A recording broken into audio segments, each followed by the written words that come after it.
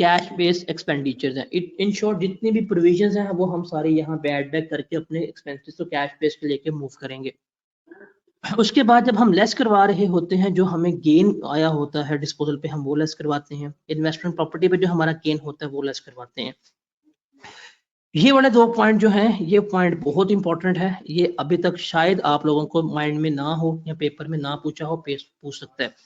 देखिए government grant जो है ना, गवर्नमेंट ग्रांट, जब गवर्नमेंट ग्रांट आपको मिलती है, IAS 20 में बताऊंगा, और IAS 20 में जाकर दोबारा मैं आपको IAS 7 का कैश फ्लो का रेफरेंस दूंगा।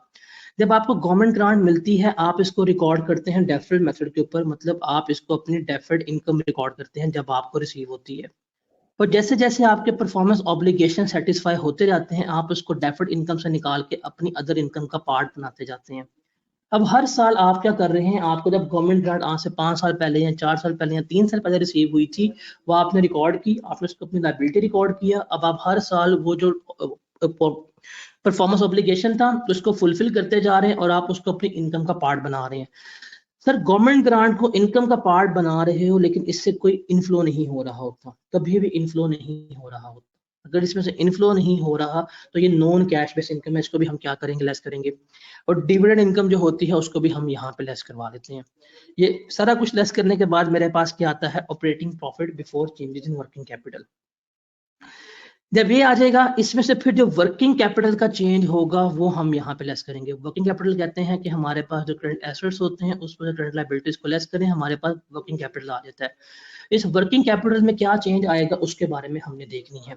अब इसको याद करने के लिए यहाँ पे मैं लायबिलिटीज लिख रहा हूँ, ये आपकी करंट लायबिलिटीज है, और ये जो है ये आपके करंट एसेट्स हैं। करंट एसेट्स आपने बस याद रखना है एक चीज, कि जब आपने क्या करना है, आपने अपनी ओपनिंग करंट लायबिलिटी को कंपेयर करना है क्लोजिंग करंट लायबिलिटी के साथ। अगर ओपनिंग करंट लायबिलिटी को क्लोजिंग से कंपेयर किया और आपका जवाब ज्यादा आया तो वो क्या होगा, वो इंक्रीज होगा, वो ऐड करना है। अगर जवाब कम हुआ तो वो आपने लेस करना है। खुद सोचो, इसकी लॉजिक देखो। आपके पास ओपनिंग लायबिलिटी थी 500 रुपया, आपके पास ओपनिंग लायबिलिटी थी 500 रुपया, आपके पास क्लोजिंग लायबिलिटी होगी 400 रुपया। इसका मतलब लायबिलिटी कम हो रही है। लायबिलिटी कम कैसे होती है, जब आपने उस लायबिलिटी को पे किया हो। जब आप लायबिलिटी को पे करोगे, आपका कैश इनफ्लो हुआ होगा कि आउटफ्लो हुआ होगा, खुद सोचो जरा। जब आपकी लायबिलिटी ओपनिंग 500 थी, क्लोजिंग 400 हो गई है, इसका मतलब लायबिलिटी पे की है आपने। लायबिलिटी पे की है तो कैश आउटफ्लो हुआ होगा या कैश इनफ्लो हुआ होगा, सोचो जरा। कैश आउटफ्लो हुआ होगा, इसलिए जितनी भी लायबिलिटीज आपकी करंट लायबिलिटीज होंगी, अगर वो कम हो रही हैं तो इसका मतलब आप कैश आउटफ्लो था, आप उसको नेगेटिव रिकॉर्ड करेंगे। सिंपल इसको ऐसे याद रख लेना कि इंक्रीज इन लायबिलिटीज ऐड करना, डिक्रीज इन लायबिलिटीज लेस करनी है आपने। सिमिलरली जो करंट एसेट्स होंगे जिसमें इन्वेंट्री, एडवांसेस, प्रीपेमेंट्स और डेटर आएंगे, डेटर आपने यहाँ पे रखने हैं, ग्रॉस डेटर लेके चलने हैं। प्रोविजंस अलग यहाँ पे ट्रीट कर लेना और डेटर जो है वो सेपरेट ट्रीट कर लेना। अब इसकी थोड़ी सी बात करता हूँ मैं। अगर करंट एसेट्स में इंक्रीज होगा आप लेस करोगे, करंट एसेट्स में डिक्रीज होगा तो आप क्या करोगे, उसको ऐड करोगे। इसको भी समझाता हूँ। देखो आपके पास थे ओपनिंग डेटर 1000 रुपए के, क्लोजिंग डेटर आपके हो गए हैं 800 रुपए के। डेटर आपके कम हो रहे हैं, क्यों हुए होंगे, बैड डेट के अलावा। बैड डेट का नाम नहीं लेना, बैड डेट के अलावा डेटर्स में कमी कैसे आ सकती है बताओ। अगर डेटर पे कर दें तो कमी आती है, अगर डेटर पे कर दें तो कमी आती है ना। तो इसका मतलब अगर डेटर्स के बैलेंस में कमी आ रही है, इसका मतलब क्या है, वो हमें पे कर रहे हैं। अगर वो हमें पे कर रहे हैं, that means this is your cash inflow. इसलिए यहाँ पे क्या किया कि देखो डेटर्स में कमी आ रही है, प्रीपेमेंट्स में कमी आ रही है, इन्वेंट्री में कमी आ रही है, इसको हम अपना इनफ्लो रिकॉर्ड करेंगे। और अगर डेटर्स में इजाफा हो रहा है या जितने भी करंट एसेट्स में इजाफा हो रहा है, हम क्या करेंगे, हम इनको अपनी एक्सपेंस आउट रिकॉर्ड कर रहे होंगे। यहाँ पे आपने इस चीज को याद रखना है। इस सब को एडजस्ट करने के बाद हमारे पास क्या आ जाएगा, कैश जनरेटेड फ्रॉम ऑपरेशंस आ जाएगा, कि ये हमारा कैश जनरेटेड फ्रॉम ऑपरेशंस है। इसके बाद जो हमने एक्चुअल में इंटरेस्ट पे किया होगा वो लेस करेंगे, जो एक्चुअल में डिविडेंड पे किया होगा वो लेस करेंगे, जो एक्चुअल में टैक्स पे किया होगा वो लेस करेंगे, तो मेरे पास क्या आ जाएगा, cash flow from operating activities आ जाएगा कि ये मेरा ऑपरेटिंग एक्टिविटीज में से कैश फ्लो है। यहाँ पे एक छोटी सी लिस्ट मैं आपको बता देता हूँ, ये लिस्ट आपने भूलनी नहीं है वर्किंग कैपिटल के हवाले से, कि वर्किंग कैपिटल में क्या कुछ इंक्लूड होगा और क्या कुछ एक्सक्लूड होगा। बिकॉज हमने यहाँ पे पढ़ा है वर्किंग कैपिटल का, वर्किंग कैपिटल में क्या कुछ आएगा क्या कुछ नहीं आएगा, ये लिस्ट आपने याद रखनी है इंक्लूड की। देखो इसमें जो इन्वेंट्री है आपकी वो आएगी, इसको नोट डाउन करते जाओ, इन्वेंट्रीज में आएगी। इसमें जो आपके प्री पेड एक्सपेंडिचर्स होते हैं वो आएंगे, जो आपने एडवांसेस दिए होंगे वो आएंगे, जो आपके डेटर्स हैं वो इसमें आ रहे होंगे, और जो इसके अलावा आपके ये एसेट्स की बात होगी, उसके अलावा जो आपके क्रेडिटर्स हैं वो भी वर्किंग कैपिटल में आ रहे होंगे, उसके अलावा जो एक्रूड एक्सपेंडिचर्स हैं वो भी आपके आ रहे होंगे, ये तो सारे आएंगे।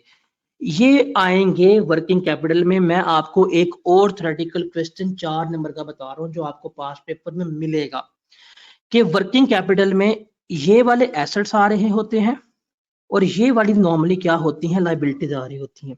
अगर वो आपसे एमसीक्यूज पूछ ले, उसने आपको मल्टीपल करंट एसेट्स गिवन की है, मल्टीपल उसने करंट लायबिलिटीज गिवन की, और उसने पूछा बताया जी कौन से जो हैं वो नहीं आएंगे, उसमें बताना है कि कैश जो है वो वर्किंग कैपिटल के एडजस्टमेंट में नहीं आएगा। देखो कैश को हम यहाँ पे एडजस्ट नहीं करते, कैश की adjustment cash and cash equivalent में होती है। तो वर्किंग कैपिटल की मूवमेंट में यहाँ पे इस मूवमेंट में कैश बिल्कुल भी नहीं आ सकता।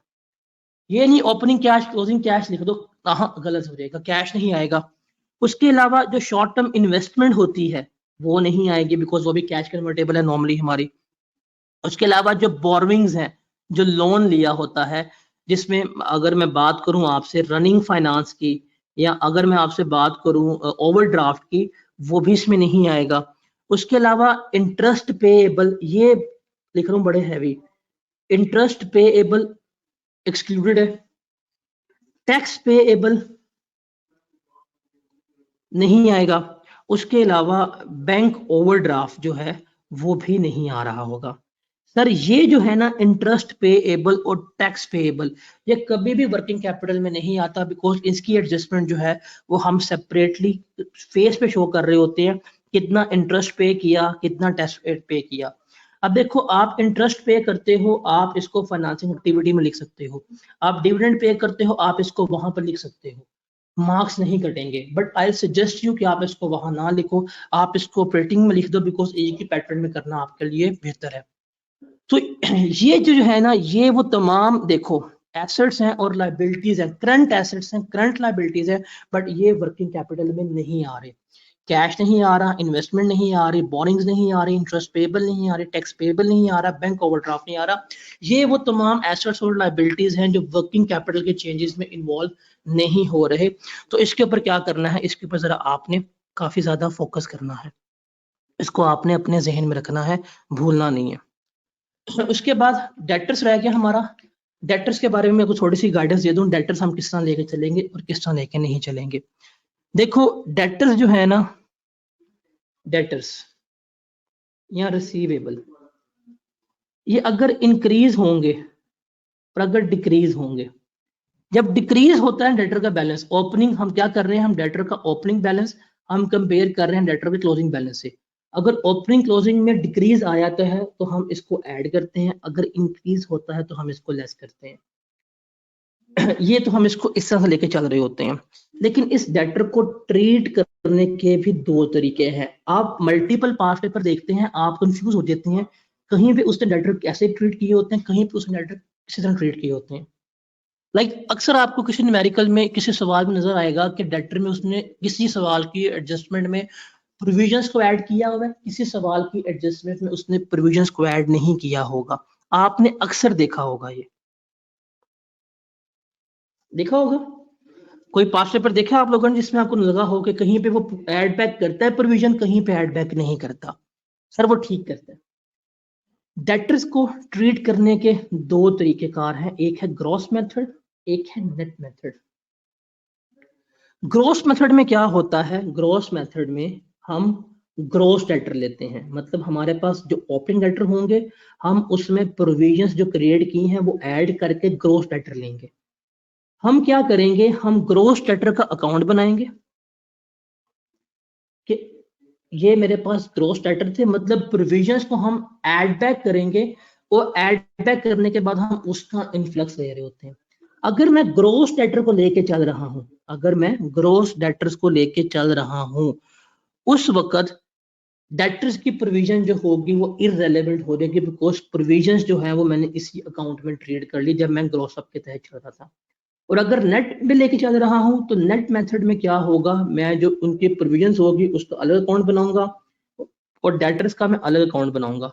तो प्रोविजंस की जो मैंने क्रिएट की होंगी वो भी ऐड बैक करूंगा और इंक्रीज एंड डिक्रीज जो होगा वो भी मैं क्या करूंगा, इस तरह से लेके चल रहा हूँ।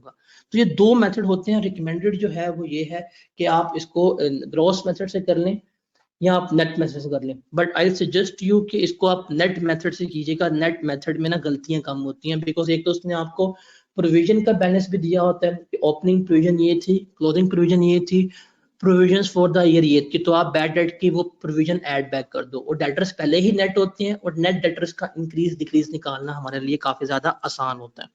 तो आई सजेस्ट यू कि नेट मेथड से कर लो, काफी ज्यादा आसान लगता है। ग्रॉस अप करोगे, टाइम वेस्ट करोगे, गलती करने के चांसेस आपके पास ज्यादा हो जाएंगे। तो ये हमारे पास डेटर की बात होगी। तो यहाँ पे हमारी जो ऑपरेटिंग एक्टिविटीज हैं वो समाप्त होती हैं, वो खत्म होती हैं। ये है हमारे पास पूरा कैश फ्लो का फॉर्मेट। मेरे पास एक सवाल है, मैंने सॉल्व करना है। अब ये सवाल टेक्सला लिमिटेड जो है इसमें प्रॉफिट है ही नहीं। अगर मैं इसको सॉल्व करने बैठूं, अभी तक आप लोग जितने बच्चे प्रैक्टिस कर रहे हो, आप लोगों की एक अप्रोच जो 99.9% स्टूडेंट्स की अप्रोच है वो क्या है, वो सवाल पकड़ेंगे और सवाल को शुरू करते हैं हमेशा प्रॉफिट बिफोर टैक्स से। हमेशा आप लोगों ने ये जो सवाल है वो यहां से शुरू करना होता है। ऐसे ही है, ऐसे शुरू करोगे ना, यहां से शुरू कर रहे हो सवाल। व्हाट इफ प्रॉफिट गिवन नहीं है या व्हाट इफ लॉस गिवन है, क्या करोगे? हंस दोगे, सोचोगे, टाइम वेस्ट करोगे, कंफ्यूज हो जाओगे? क्यों नहीं करना? सवाल पढ़ो। जो लास्ट लेक्चर ने बताया था, सबसे पहले पकड़ो कैश एंड कैश इक्विवेलेंट। जगह नहीं थी वरना मैं यहां पे एडजस्ट कर देता। Closing cash and cash equivalent लिखो, opening cash and cash equivalent लिखो, यहां पे आ जाएगा आपका नेट कैश फ्लो कितना है फॉर द ईयर, ये लिखो।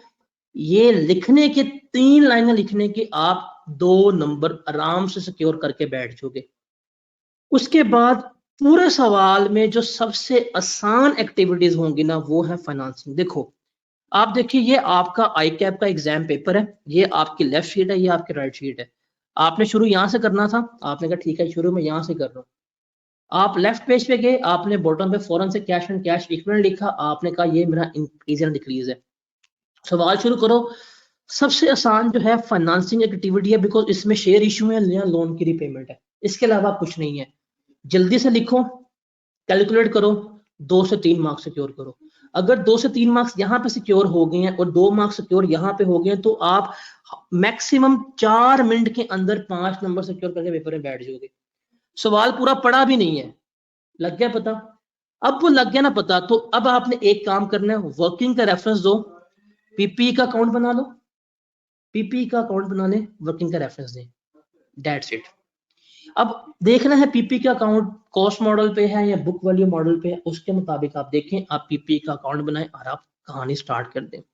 उसके बाद आप पीपी का अकाउंट बनाएंगे, उसको कंप्लीट करने की कोशिश करें तो आपको परचेज सेल गिवन हो जाएगी, क्या है क्या नहीं है, आप उसको वहां पर लिख सकते हैं। यहाँ पे लिखना शुरू करेंगे तो काफी कुछ आपको मिल जाएगा। माइट भी आप डिप्रिसिएशन में फंसे हो, आप वो एडजस्टमेंट छोड़ें, फिर आप आ जाए ऑपरेटिंग एक्टिविटीज में। ऑपरेटिंग एक्टिविटीज में जो चीज मिल रही है, जो चीज ऑपरेटिंग एक्टिविटी में मिल रही है लिखते जाओ, फॉर्मेट माइंड में है, लिखते जाओ। लाइक आपने कहा डिप्रिसिएशन है, एड बैक कोई लिख दो, इंटरेस्ट एक्सपेंस है लिख दो, बैड डेट है लिख दो, डिस्पोज पे लॉस हुआ लिख दो, गवर्नमेंट ग्रांट इनकम नजर आ रही है आपको प्रॉफिट लॉस अकाउंट में, लिख दो, गेन हुआ डिस्पोजल पे लिख दो, उसने आपको बैलेंस शीट, उसने आपको profit and loss account given किया था, इन्वेस्टमेंट प्रॉपर्टी का गेन था, लिख लो। आपने कहा ठीक है लिख लिया, मैंने प्रॉफिट को हाथ ही नहीं लगाया, सवाल में प्रॉफिट है ही नहीं, मुझे पता ही नहीं है, मेरे की मैंने लिख ली वैल्यू। मैं वर्किंग कैपिटल पे आया, वर्किंग कैपिटल सबसे आसान है, इंक्रीज डिक्रीज निकाला, वैल्यूज पेस्ट करता गया। Interest paid, dividend paid, tax paid, ये भी आसान है, तुम ये भी लिख सकते हो।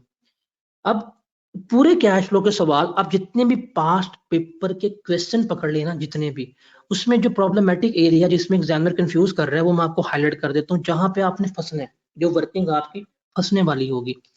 एक तो उसने आपको कुछ सवालों में यही गिवन नहीं करना, यहाँ पे फंसाएगा आपको। दूसरा उसने आपको यहाँ पे फंसाना है, दो चीजें। तीसरा ये जो है यहां फंसे होंगे, दैट्स इट। पूरे सवाल में, पूरे पीपी के सवाल में 1, 2 और 3, ये है 3 मुश्किल एडजस्टमेंट। इसके अलावा 70% कैश फ्लो का सवाल कॉपी पेस्ट होता है। रेलेवेंट डाटा, रेलेवेंट जगह प्लेसमेंट, मार्क सिक्योर।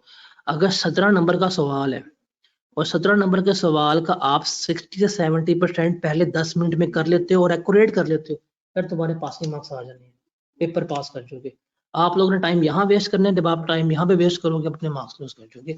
जैसे इस सवाल की बात करता हूँ मैं, अब ये सवाल है आपका,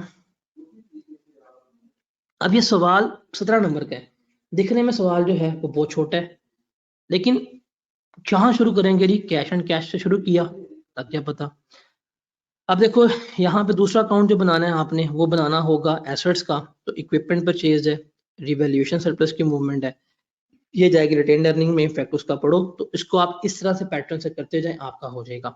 अब इसको करने का सबसे आइडियल तरीका ये है कि सवाल को आपने 3 दफा पढ़ना है, एटलीस्ट 3 टाइम्स आपने क्वेश्चन को पढ़ना है बिफोर सॉल्विंग एनी क्वेश्चन। 3 दफा पढ़ो, आप जब सवाल पढ़ेंगे आपको पता चलता रहेगा कि इसका ट्रीटमेंट कहाँ है, कहाँ पे नहीं है और कहाँ पे नहीं है। अब देखो ये एडजस्टमेंट पढ़ रहे हो, during the year fully depreciated item of PP costing this were sold for this out of which is still outstanding. अभी देखो ये लाइन पढ़ी मैंने, मुझे ये पता लग गया ये डिस्पोजल है, और डिस्पोजल है तो इसका मतलब क्या होगा, ये मेरी जाएगी इन्वेस्टिंग एक्टिविटीज में। अब मैंने कितने का बेचा था, 8 मिलियन का, 8 मिलियन का मैंने प्लांट बेचा, मुझे अभी तक 3 मिलियन मिलने वाले हैं, मुझे कितने रिसीव हुए, 5 मिलियन, ये मैंने इनफ्लो रिकॉर्ड कर लिया। और जो इसका लॉस होगा वो मैंने प्रॉफिट एंड लॉस अकाउंट में चार्ज किया होगा, वो लॉस ऑन डिस्पोजल में क्या कर दूंगा, एड बैक कर दूंगा, उसको भी हम ले लेंगे। तो देखो 36 मिलियन का एसेट जो है था वो मैंने 8 मिलियन का बेच दिया, तो लॉस आया होगा, वो मैं क्या करूंगा, एड बैक कर दूंगा। तो मोस्टली आप एडजस्टमेंट्स को इस तरह से लेके चल रहे होते हो।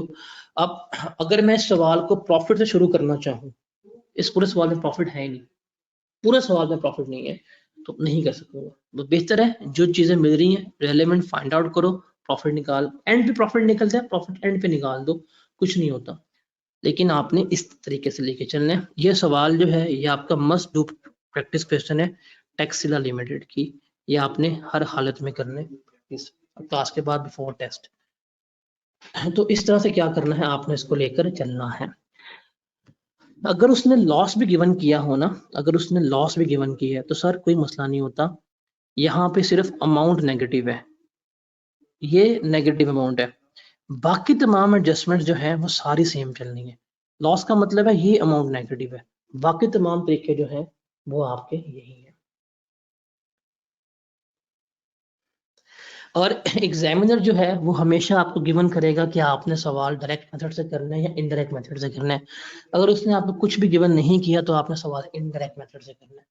डायरेक्ट मेथड में आपने हमेशा एग्जामिनर बताएगा कि ये सवाल डायरेक्ट मेथड से होने वाला है या ये सवाल इनडायरेक्ट मेथड से होने वाला है। अगर वो साइलेंट है, अगर एग्जामिनर साइलेंट है, देन वो क्या करना है, देन आपने इनडायरेक्ट मेथड से करना है, बट हमेशा ही राइट कि कौन सा मेथड अडॉप्ट करना है और कौन सा मेथड आपने अडॉप्ट नहीं करना। So that was all about cash flow.